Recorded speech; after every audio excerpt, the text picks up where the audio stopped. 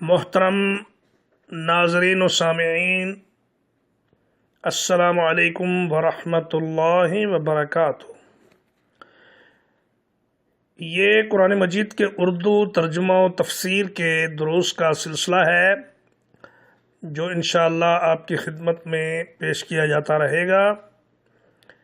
یہ قرآن مجید کے آخری 10 پاروں کی تفسیر ہوگی اور اس کا نام ہم نے رکھا ہے عمدۃ التفسیر فی الثلث الاخیر من القرآن الکریم۔ سماعت فرمائیے۔ الحمدللہ رب العالمین والصلاة والسلام علی سید الرسل وخاتم النبیین محمد وعلی آلہ وصحبہ اجمعین۔ اما بعد فقال اللہ تبارک وتعالی فی کلامہ المجید اعوذ باللہ من الشیطان الرجیم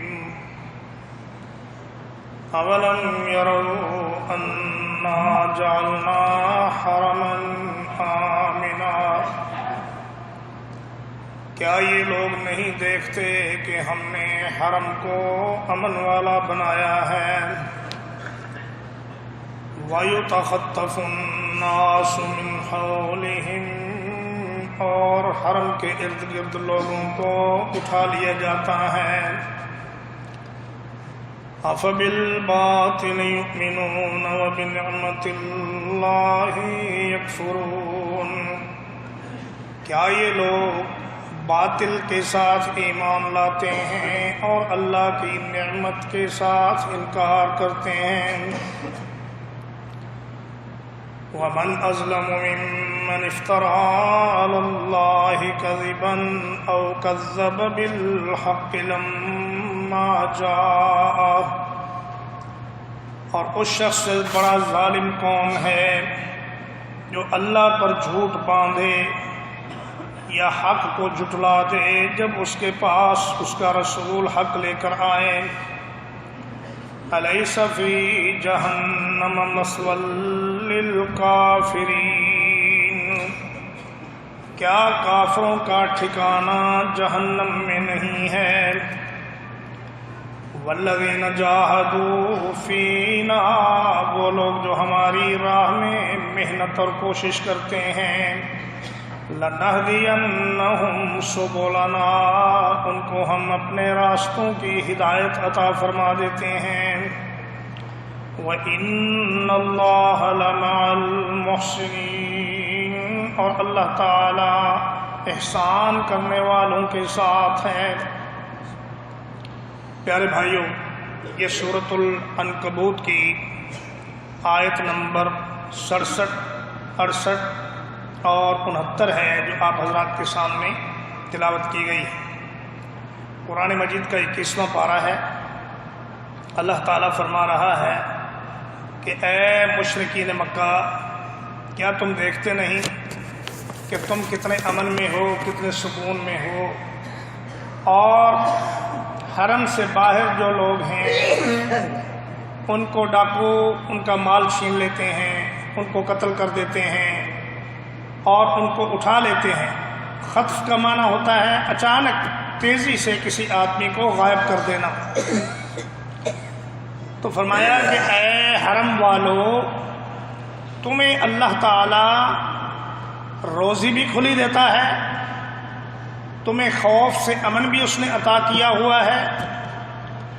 الذی اطعمہم من جوع وآمنہم من خوف، کہ وہ خدا جس نے تمہیں بھوک سے کھانا دیا اور خوف سے تمہیں امن عطا فرمایا، کیا اسی کے ساتھ شرک کرتے ہو اور اسی کا انکار کرتے ہو؟ تو فرمایا افبالباطل یؤمنون، کیا یہ لوگ باطل کے ساتھ ایمان لاتے ہیں؟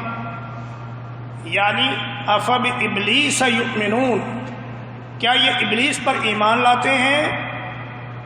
وَبِنِعْمَةِ اللَّهِ يَكْفُرُونَ وَبِنَبِيِّ اللَّهِ يَكْفُرُونَ، اللہ کے نبی کے ساتھ یہ کفر کرتے ہیں۔ اللہ کی نعمت سب سے بڑی اللہ کی نعمت ہے اللہ کا نبی۔ اللہ تبارک و تعالی نے فرمایا لقد من اللہ علی المؤمنین اذ بعث فیہم رسولا منہم، اللہ نے بہت بڑا احسان کیا کہ اپنا رسول انہی میں سے ان میں بھیج دیا۔ تو فرمایا کہ باطل کے ساتھ ایمان لانا اور اللہ کی نعمت قرآن مجید اور اس کا پیغمبر، اس کا رسول، اس کا انکار کرنا، اس سے بڑی حماقت اور اس سے بڑی بے وقوفی اور کیا ہو سکتی ہے۔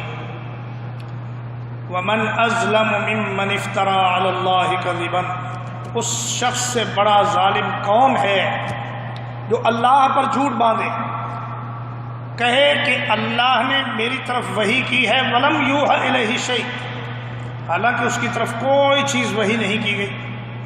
یعنی جو شخص نبوت کا دعویٰ کرے اس سے بڑا کوئی ظالم نہیں۔ نبی کریم صلی اللہ علیہ وسلم نے فرمایا میرے بعد 30 جھوٹے نبی دجال آئیں گے، یزعم کلہم انہ نبی اللہ، ان میں سے ہر ایک یہ دعویٰ کرے گا کہ وہ اللہ کا نبی ہے۔ لیکن صحابہ کرام نے ختم نبوت کی حفاظت میں اور نبی کریم صلی اللہ علیہ وسلم کی نبوت کے دفاع میں مسیلمہ کذاب کے ساتھ ایک ایسی تاریخی لڑائی لڑی کہ جس میں 30,000 کے قریب صحابہ کرام شہید ہوئے، لیکن بالآخر اللہ نے ختم نبوت کے پروانوں کو فتح عطا فرمائی اور مسیلمہ کذاب اپنے انجام کو پہنچا۔ اس کے بعد ایک اسود عنسی نے نبوت کا دعویٰ کیا، پھر ایک خاتون کو بھی یہ شوق اٹھا، اس نے کہا جب مرد نبی ہو سکتا ہے تو عورت کیوں نہیں ہو سکتی؟ چنانچہ سجاح نامی ایک خاتون نے بھی نبیہ ہونے کا دعویٰ کر دیا۔ اور ہمارے اس دور میں مرزا غلام احمد قادیانی لعنہ اللہ نے انگریز کے اکسانے پر اور ان کی پلاننگ کے نتیجے میں امت مسلمہ میں انتشار پیدا کرنے کے لیے کہا کہ میں بھی اللہ کا نبی ہوں۔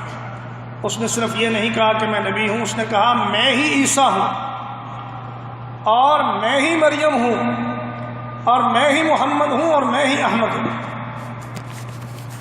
تو اللہ تبارک و تعالی نے پاکستان کے مسلمانوں کو یہ توفیق دی کہ انہوں نے باقاعدہ قانون سازی کر کے قادیانیوں کو ہمیشہ ہمیشہ کے لیے غیر مسلم قرار دیا اور امت اسلامیہ میں سے خارج قرار دیا۔ صرف پاکستان ہی میں نہیں، بعض دیگر اسلامی ممالک میں بھی ان کو کافر قرار دیا جا چکا ہے۔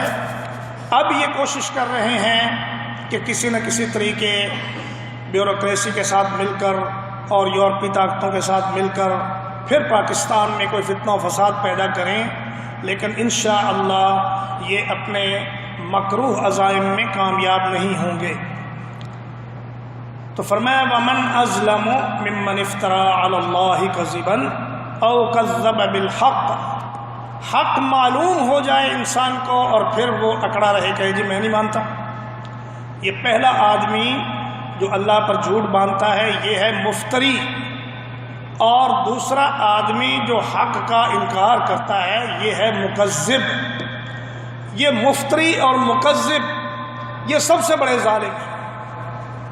اسی طرح جو شخص نبی کریم صلی اللہ علیہ وسلم پر جھوٹ باندھتا ہے، کہتا ہے قال رسول اللہ صلی اللہ علیہ وسلم، اور آپ صلی اللہ علیہ وسلم نے یہ بات نہیں فرمائی، تو نبی کریم صلی اللہ علیہ وسلم نے فرمایا من کذب علی متعمدا فلیتبوأ مقعدہ من النار، کہ جو آدمی مجھ پر جان بوجھ کر جھوٹ بولے، ایک بات میں نے نہیں کہی اور وہ کہے کہ رسول اللہ نے یہ فرمایا، تو اس کو چاہیے کہ وہ اپنا ٹھکانہ جہنم میں بنا لے۔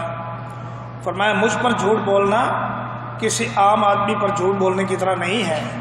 مجھ پر جھوٹ بولنے کا مطلب یہ ہے کہ اس آدمی نے پوری شریعت کو تبدیل کرنے کی کوشش کی اور شریعت کو اپنی مرضی کے مطابق ڈھالنے کی کوشش کی۔ اس لیے جو آدمی مجھ پر جھوٹ بولے گا اس کو بڑی ہی سخت سزا ملے گی۔ الیس فی جہنم مثوی للکافرین فرمایا ایسے ظالموں کے لیے اور ایسے مفتریوں کے لیے اور ایسے مکذبین کے لیے اللہ تعالیٰ نے جہنم میں ایک ایسا ٹھکانہ بنا رکھا ہے کہ کلما ارادوا ان یخرجوا منها اعیدوا فیہا من غم اعیدوا فیہا، کہ جب وہ جہنم سے جب بھی نکلنے کی کوشش کریں گے پھر اسی میں لوٹا دیے جائیں گے اور اس میں وہ چیخیں گے، پکاریں گے، لیکن کوئی ان کی بات سننے والا نہیں۔ وَقَالُوا رَبَّنَا غَلَبَتْ عَلَيْنَا شِقْوَتُنَا وَكُنَّا قَوْمًا ضَالِّينَ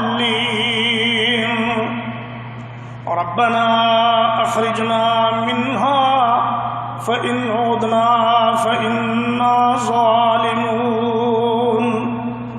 قَالَ اخْسَئُوا فِيهَا وَلَا تُكَلِّمُونَ۔ یا اللہ ہم بڑے بدبخت تھے، ہم سے غلطی ہو گئی، ہم تجھ سے وعدہ کرتے ہیں کہ اگر تو ایک بار ہمیں جہنم سے نکال دے تو ہم باقی زندگی تیری ایک بھی نافرمانی نہیں کریں گے۔ تو کئی سالوں کے بعد اللہ تبارک و تعالیٰ کی طرف سے یہ جواب آئے گا کہ اخسؤوا فیہا ولا تکلمون، اسی جہنم میں ذلیل و خوار ہو کر پڑے رہو اور میرے ساتھ بات کرنے کی کوشش نہ کرو۔ میں کسی ظالم سے بات کرتا نہیں ہوں، میں کسی مفتری سے بات نہیں کرتا، کسی کذاب سے بات نہیں کرتا۔ اور فرمایا والذین جاہدوا فینا لنہدینہم سبلنا، اللہ کی رضامندی اور اس کی جنت کی طرف جانے والے راستے یہ گھر بیٹھے نہیں ملتے بھائی، اس کے لیے کچھ محنت کرنا پڑتی ہے۔ اگر کوئی انسان یہ کوشش ہی نہ کرے اللہ کے راستے کو معلوم کرنے کی، جنت کے راستے کو معلوم کرنے کے لیے کبھی غور و فکر ہی نہ کرے، کبھی کوشش ہی نہ کرے، کبھی اس کے لیے کوئی ہاتھ پاؤں نہ ہلائے اور گھر میں بیٹھا بیٹھا یہ کہے کہ میں جنت میں پہنچ جاؤں، چھاؤں چھاؤں چلتا ہوا جنت میں پہنچ جاؤں، تو ایسا ہونے والا نہیں ہے بھائی۔